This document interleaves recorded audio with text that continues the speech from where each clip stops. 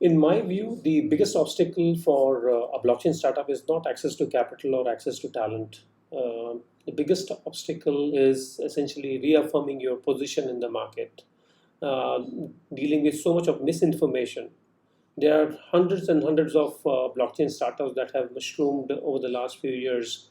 So investors, customers, they struggle in terms of finding out which are the best companies, which are the legitimate companies from an investment perspective.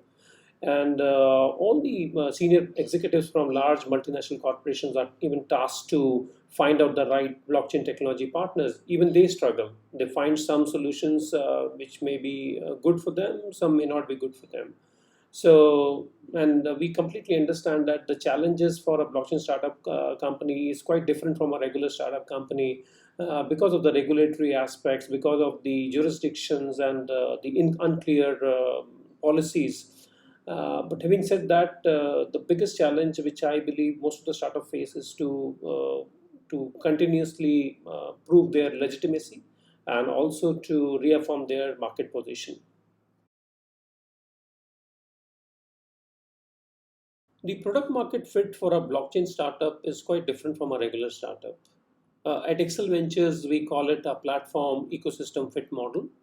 So, in that model, if you plot the stages of adoption on the horizontal axis and the levels of use case maturity on the vertical axis, what you'll plot is essentially the trajectory of maturity.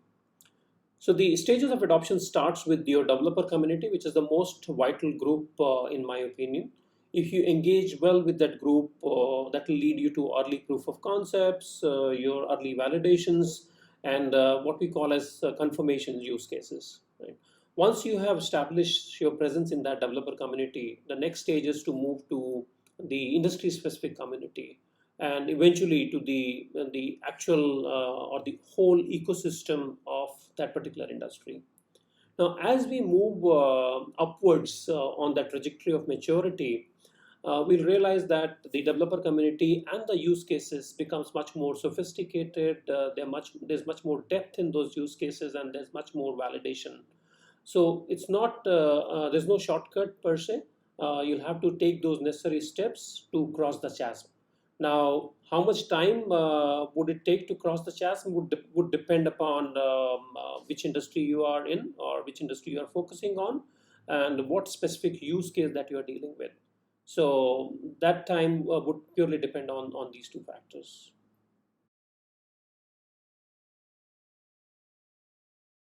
As the nodes of a decentralized ledger could span across various locations around the world, so it becomes very difficult to establish the which jurisdictions, laws, and regulations would apply to that application.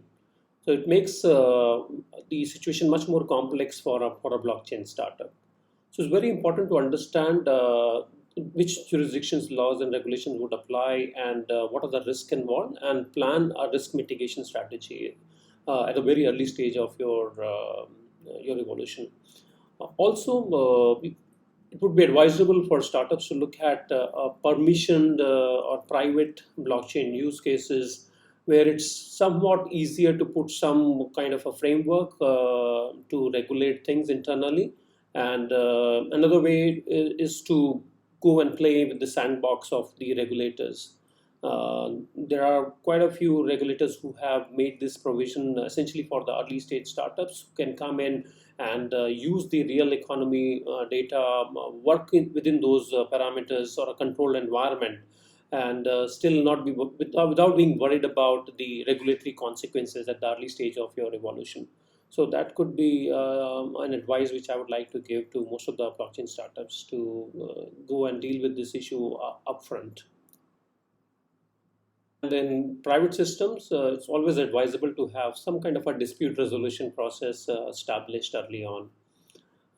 Startup founders should also not shy away from taking expert advice on specific matters related to crypto assets, cybersecurity, the threats that we've been reading about as far as cyber attacks are concerned. Also related to data privacy issues.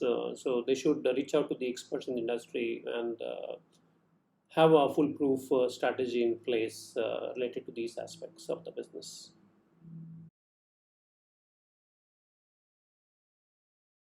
It depends on the use case, right? So you should first decide whether you want to use a public blockchain or a private or a consortium blockchain. So it starts with that. Before you get on your development journey, my recommendation to all startups is always to look for what's available out there in the market, right? Look at all the alternative blockchains that are available and choose the one which are a little more mature. That will help you to actually build a production ready solution. Look at the options. If you want to choose the public blockchain, definitely you'll save a lot of cost, which comes with the customizations. But if you want to build your own private blockchain, then be ready for the cost and the complex process ahead of you. The blockchain technologies are very, very specific, and they have many internal nuances which we have to deal with. So look at all the possibilities. First, evaluate, do the cost benefit analysis. Not just from a perspective of what would it cost to own that system, but more important is to see how much would it cost to the users who will be eventually using your system. So keep that in mind when you decide on which technology to use. But always go for a little more mature players in the market, and see if they have already developed some proven use cases that will help you to establish your credibility in the market.